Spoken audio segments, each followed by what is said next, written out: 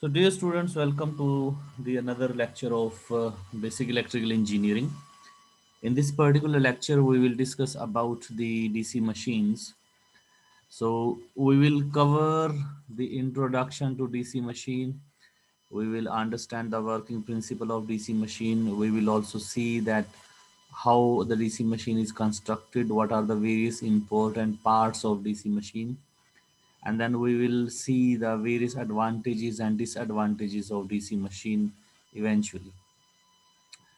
Now to start with, the first is what is DC machine. As we have discussed this already in our previous lecture, that an electric machine is the one in uh, which operates, which works in relation to the electrical energy. That means the machines which have the electricity involved either at the input or at the output or at both sides of it are termed as the electrical machines. And the electrical machines are further of two major categories based on the supply on which they operate, or you can say based on the supply which is involved in the working of such machines. So we have AC machines, we have DC machines. So a DC machine is nothing but an electromechanical uh, energy conversion device, or EMEC device, which operates on which has the unidirectional supply involved in its working, either at the input or at the output. So, based on the DC supply which is involved in the DC machines, so we can categorize them as DC generators and DC motors. So, DC generators are those DC machines which convert the mechanical power into the DC electrical power. So, here you need to remember, you need to notice this thing, that it is the DC electrical power, that means the unidirectional signal, whereas a DC motor is the one which converts the DC power, that is this power is given at the input of the motor and we get the mechanical output. So like any other motor, a DC motor also takes the DC supply or electricity at the input, you can say, and gives the mechanical energy or mechanical power at the output. Further, we can categorize these generator and motor, DC generator and motor, into two broad categories, which are based on that how the magnetic flux is generated in the machine. Because as we all know that these are the electro mechanical energy conversion devices, and they work on the principle of Faraday's law of electromagnetic induction. So that means the magnetic field is involved in the working of these machines. They cannot work without the magnetic field. Okay. So based on how the magnetic field or flux is generated in the DC generator or motor, we can further categorize them as separately excited DC machines, that is generator as well as motor, and then we have self excited DC machines, that is generator as well as motor, right? So now these separately excited DC machines are those DC machines in which the magnetic flux is generated through a separate DC source. That is a source which is not the part of DC machine. Rather, the supply is taken from the separate DC source to produce the magnetic flux or magnetic field in the uh, generator or motor, so that we can get either the generator action in case of generator or the motor action in case of motor. Similarly, we have a self-excited DC machines. In self-excited DC machines, the magnetic flux is produced by the current which is the part of the DC machine. That is, we do not require, we do not use a separate DC source to excite the DC machine. Here, excitation is the word which is used for the excitation of field winding. The field winding is that part of DC machine which is used to generate magnetic flux. So these self-excited DC machines are further um, categorized on the basis of how their field system is connected to the armature system. So what is a field system? What is the armature system? We will understand in the next slide. Okay. So on the basis of this, we can categorize a self-excited DC machine as the series wound, shunt wound, and compound wound. Then let us come to the construction of DC machine. The important parts of the DC machines are, the first is yoke, which is also known as the magnetic frame, which is also known as the stator, that is the static part of the DC machine, which acts as an enclosure to the whole assembly of the DC machine, whether it is generator or it is motor. Then we have field winding, the winding which is used to generate the magnetic flux or magnetic field in the DC machine. So here, uh, as you can see, DC motor, so it is for DC generator as well as motor. So the construction of DC generator and motor is same. There is no difference as far as construction is concerned. Okay, however, they do have different action, like a generator generates electricity from mechanical energy, and motor generates mechanical energy from electrical energy. Otherwise their construction is totally same. Then the third important part of DC machine or DC generator or DC motor is poles.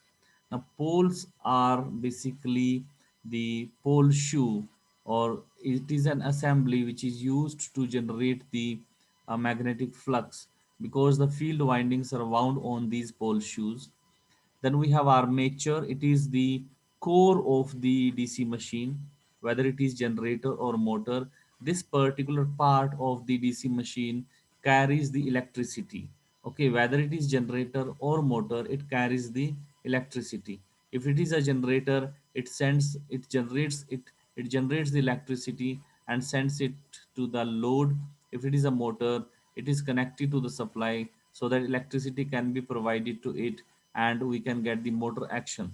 The motor action is nothing but the rotation of the rotor of the machine. Then we have commutator, brushes, and gear. These are also the assemblies of the DC machine. Then we have brushes.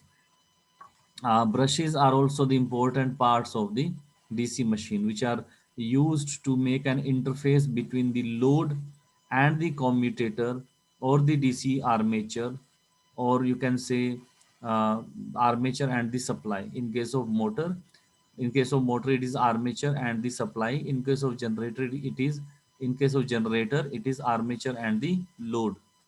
Now let us see the diagram here. As you can see in the diagram, a DC machine. This is a cross-sectional view of a DC machine, a representation. You can see this outer part, this one, this is the stator, and this inner part, this is the rotor. Okay, so these are the two major parts of a DC machine or any electrical motor or generator. It has two major parts. One is the stator, which is nothing but the static part, the stationary part, which does not move or rotate, right? And the second is the rotor, which actually rotates in a particular direction. Okay, so these are the two major parts. Further, we have the sub assemblies or sub parts of these two major parts. For example, in case of stator, you can see we have something here. These are known as pole shoe. Okay, so these are known as pole core or pole shoe, right? Pole shoe is another name for these uh, parts of the DC machine. And you can see on these pole shoe we have the field winding wound, so that these can behave as electromagnets, and we can get the magnetic flux produced by these uh, uh, pole shoes, this part of the uh, DC machine. In the center part, as you can see, we have a rotating part which has a rotation. So this is called as rotor. This rotor has certain slots on its periphery. So these slots are known as the armature slots. We also call this part as the armature. The rotating part or the rotor of the DC machine is also known as armature. So this armature has some slots on its periphery. These slots are used to place the conductors, and so when we have the conductors placed in magnetic field and we have the rotation, we get the generator action and we get some EMF induced on these conductors.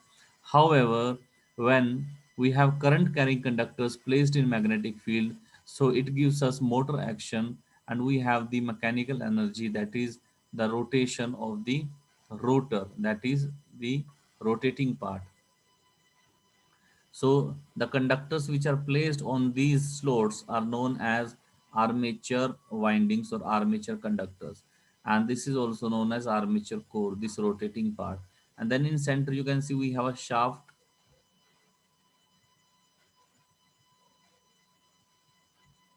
So this shaft is used to uh, place the rotor inside the stator of the machine. The stator is also known as yoke, and it is also known as magnetic frame.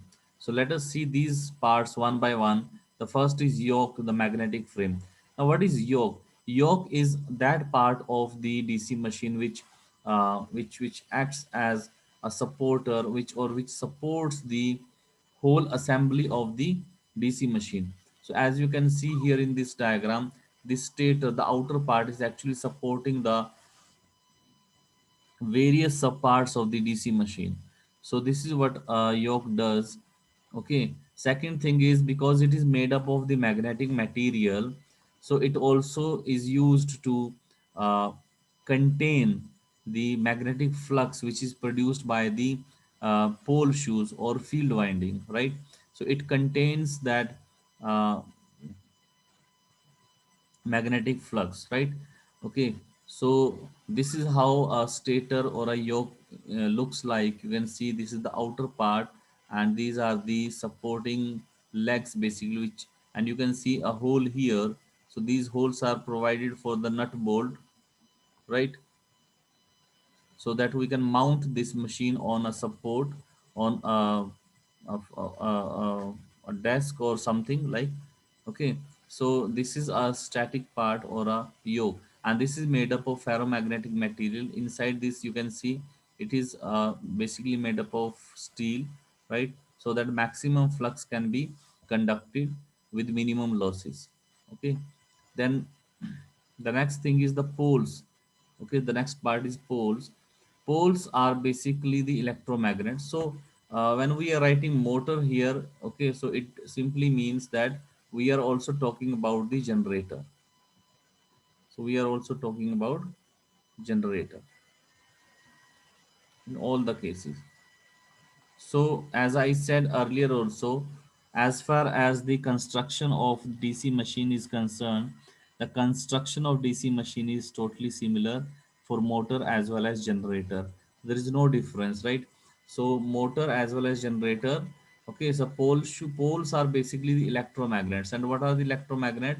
So, magnetism which is produced through electricity. That means the field winding is connected to some electrical source. Either the electrical source would be a separate source, separate from the DC machine, or it this electrical source would belong to the DC machine itself. It is the part of DC machine. Okay, so now what we have, we get the field winding wound over these pole shoes, and these pole shoes are used to produce the flux when the field winding is excited. So this is basically the field winding, right? So as you can see here, this is a pole shoe. As you can see there, this yellow part is nothing but the field winding, right? This is the field winding which is wound over this pole shoe, and this blue part is basically the thin laminated sheets which are stacked together. Stacked means which are connected together, so that a block of pole is obtained.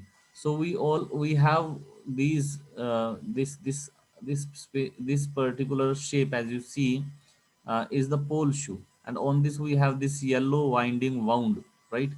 Now you can see here in this diagram, this pole shoe is made up of the thin sheets which are laminated.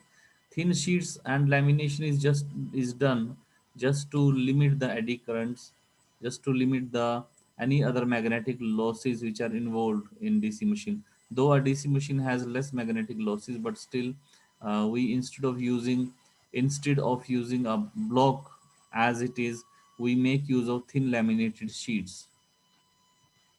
As you can see the shape here. Okay, so this is a curvical shape, right? A curvature is there. So here also we have this curvature type shape, and we have n number of such what you say uh, blocks, and we connect these blocks to get the pole shoe, like this. So we get a pole shoe, right? So these pole shoes are used to support the field winding. Field winding is connected to some electrical source either outside the machine or inside the machine, and because field winding is carrying the current, it is wound over the ferromagnetic material. So this is made up of magnetic material.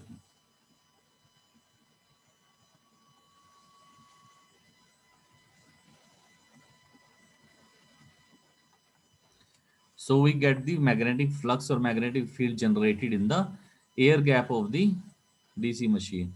Then we have field winding. So field winding is nothing but it is a coil which is wound over the pole shoe, so that that particular pole shoe can act as an electromagnet and can generate the flux.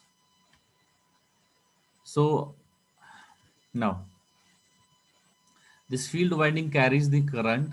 This current flows to field winding, and as because of the inherent characteristic of current to produce magnetic field when it flows through a wire, which is wound over a ferromagnetic material, we get the magnetic flux generated by the field winding. So you can see here in this diagram, this is a symbolic representation here. So this outer one which you see here, these are the field windings, right? This is the field winding here, these, right? So a pole shoe, the on the pole shoe the field windings wound in this manner. You can see here, this is how the field windings wound, so that we can mount the pole shoe on the stator from inside.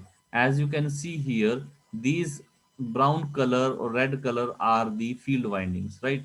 And these are wound over the ferromagnetic material. As you can see here, this one, this is a pole shoe, this is the face of pole shoe, right? This is a face of pole shoe, and it has this field winding wound over it, and this pole shoe is mounted or bolted on the stator of the uh, uh, or on the yoke, basically yoke of the DC machine, right? And it is facing inside, it is facing inside. Now this is a ferromagnetic material. Similarly we have a pole shoe here, similarly we have a pole shoe here, we have field winding. This is how the field winding is wound, and these are used to generate the flux in the air gap. So the air gap is basically the difference or distance or gap between the rotating part and the stator part of the uh, DC machine, right? Then the next is the armature. It is very important part of the DC machine. Armature is that part of DC machine which actually carries the electricity. Either it is the generator or it is motor. In both cases, the armature carries electricity, right? It is basically a cylindrical shaped part of the DC machine which is mounted on the shaft.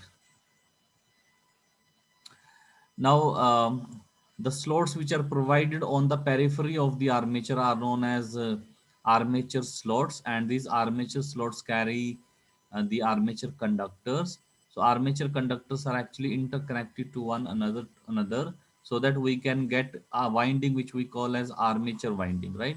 So armature winding is nothing but it is the interconnection of various conductors. As you can see in this diagram, this is the armature, right? And in this armature you can see we have certain slots here, like these are the slots provided. These are the slots provided. So in these slots we put the windings, the copper conductor, basically copper wire, and these behave as the armature conductors.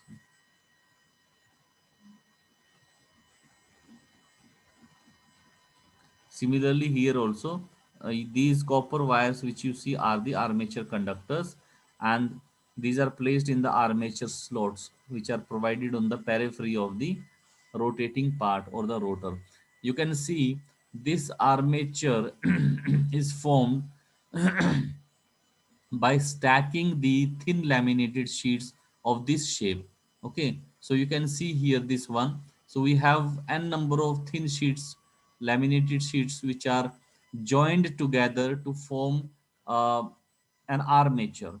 And in these slots you can see we can put these conductors, right? Now these conductors which are put on the armature slots or armature periphery is known as armature winding. Okay, these are known as armature winding.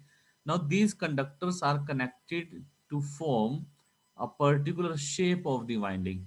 Either that shape would be a lap formation, so we call such winding, such armature winding as lap winding, or the formation of the conductor would be a wave shape, so we call such armature winding as wave winding. As you can see in these two diagrams, in this first one where we have the lap connection of the armature winding, you can see this is the winding, and it is going like this. The end of this particular winding is connected to the start of the another turn, the next turn, right? And similarly we will have like this. So that means the end of first turn of the armature winding which are wound here is connected to the start of next turn, and this will be continued over the armature, throughout the armature, right? And hence we get a lap formation of the armature winding, and we call such armature winding as lap winding. If we take one turn of the armature winding and connect the second end of the armature winding to the first end of the next turn. So this is the next turn, right? So this is one turn, this is the second turn. So what we have done, we have connected it in a formation of wave, like this. As you can see here, the wave is being formatted. So it is a wave formation of the armature conductors, and this type of armature winding is known as wave winding. Okay, so this wave winding and lap winding are used in the certain applications. So if we need a large current application, so this is used for a large current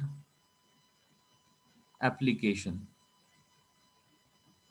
So where we need large amount of current, and we use lap winding, um, a DC machine, right? Means a DC machine in which the armature winding is of lap formation. So there we use this type of DC machine. However, if we have the requirement of large voltage, so for large voltage requirement, we make use of wave winding. The reason is that here, if you see, we have more number of parallel paths, right? We have more number of parallel paths, and as we all know that the current gets divided into parallel paths, right? However, here we do not have the parallel paths basically. So here this part is in series with the next half of the turn. Similarly, from here it is like this. Okay, so this will fulfill the requirement of large voltage, that is the wave winding, and the lap winding fulfills the requirement of large current. Then we have the commutator. This is very important part of the DC machine, and this part is actually responsible for, because we are talking about DC machine. So DC machine is something like if we have a DC generator, okay. So a DC generator converts mechanical into unidirectional or DC output. Okay, so this particular part of the DC machine plays a very important role in case of generator, for example, to convert the bidirectional signal inside the coil, inside the armature winding. We have the bidirectional signal, and that bidirectional signal is converted into a unidirectional signal with the help of commutator. So let us see. So as you can see here in this diagram, this part is the commutator. This is the commutator, and it is also made with thin laminated sheets, as you can see clearly here. Okay, so we have thin laminated sheets of some material which are joined together to form a commutator, and also you can see you have some slots here. Okay, so this is nothing but the insulation provided, right? This is the insulation provided so that we do not have short circuiting of the electricity. Now here we have some more elaborated view of the commutator. As you can see, these are the thin laminated sheets. We have the gap in between the laminated sheets, right? Okay, so we have the segments of the commutator. The commutator is also known as split ring,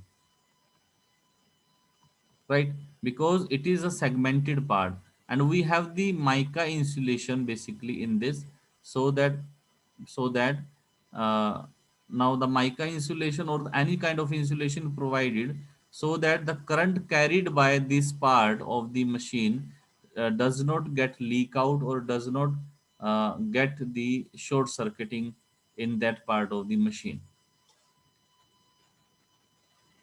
Now next we have brushes. Now brushes are the another important part of the DC machine, because these brushes behave as the interface between the armature. So this is the armature, and this is the commutator.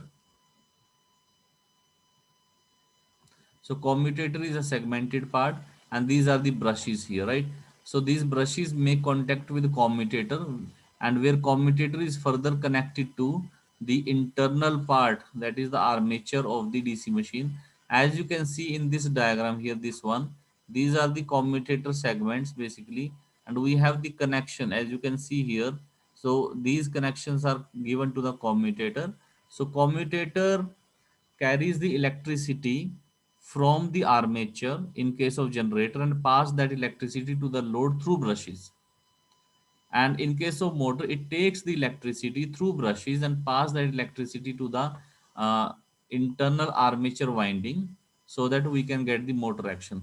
As you can see here in this animation, we have the brushes connected to the commutator. Commutator is rotating because the armature is rotating, and this is north pole, this is south pole. So by using the Fleming's right hand rule in case of generator, we can determine the direction of the induced EMF, and similarly by using the Fleming's left hand rule in case of motor, we can determine the direction of the rotation of the motor, right? So as you can see in this animation, okay, this commutator is a segmented part which is rotating. It is connected to the brushes here. So these brushes are sending the current to some load if it is a generator, or if it is a motor it is connected to some supply. Okay, so because the commutator is rotating, so we cannot connect the load directly to the commutator. So we need a kind of interface between the commutator or the internal part of the machine to the external part of or external applications.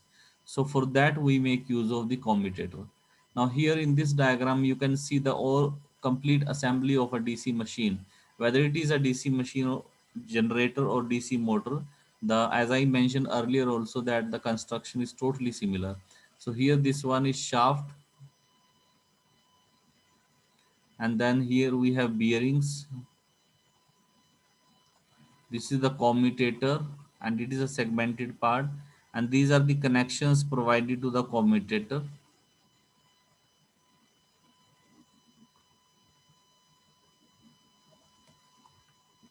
to the commutator, right?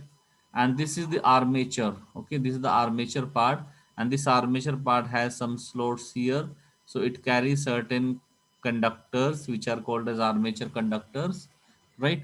And then we have a bearing here also, and then we have, these are the field winding, these are the field winding, and this is the pole shoe. This is also a pole shoe, right? And on this pole shoe you can see we have a field winding wound. So this is the complete assembly of a DC machine. Then let us go further and try to understand the working principle of a DC generator. So a generator is something which converts the mechanical energy into the electrical energy. So this is what generator is. Every generator works on the principle of Faraday's law of electromagnetic induction, and it states that if we have a conductor which is rotating in the magnetic field, so this conductor will get some EMF induced on its part. Okay, and that EMF is given by E is equal to minus d phi by dt. So this is the equation for that EMF which is induced in the conductors of the armature.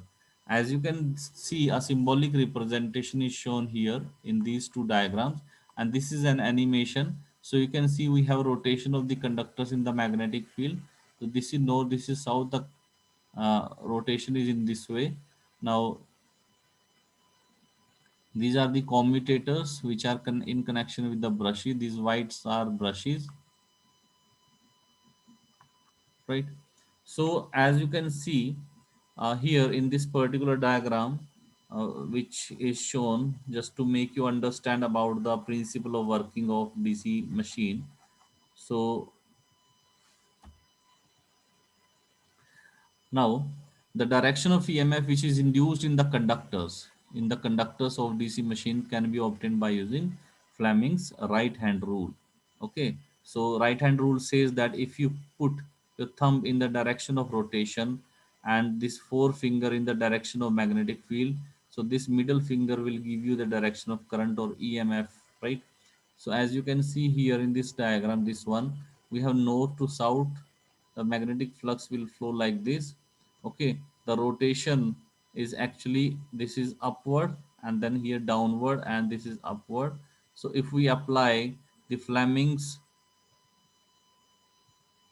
uh,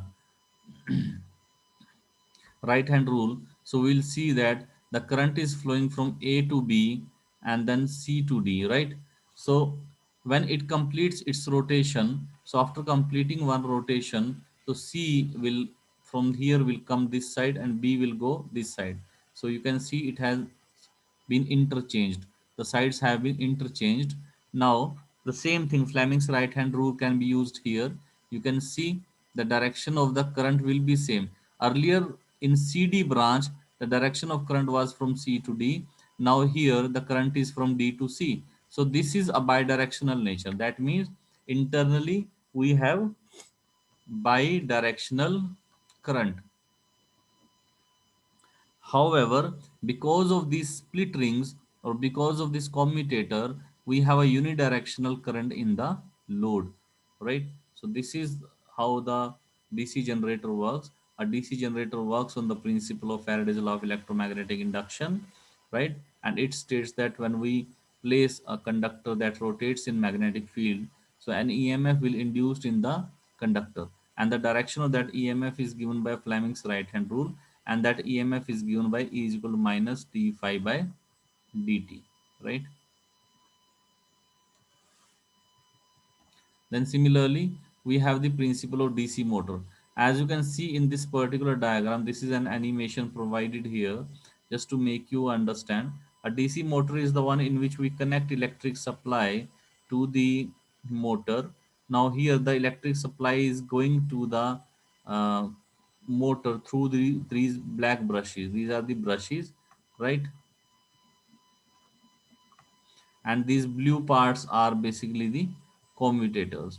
And similarly we have coil, right? So when the current is flowing here, so when it connects with the particular brush, so it the current will flow inside the coil, right? And the direction of force. Now what is the principle of a DC motor? The principle of DC motor is that when a current carrying conductor, right?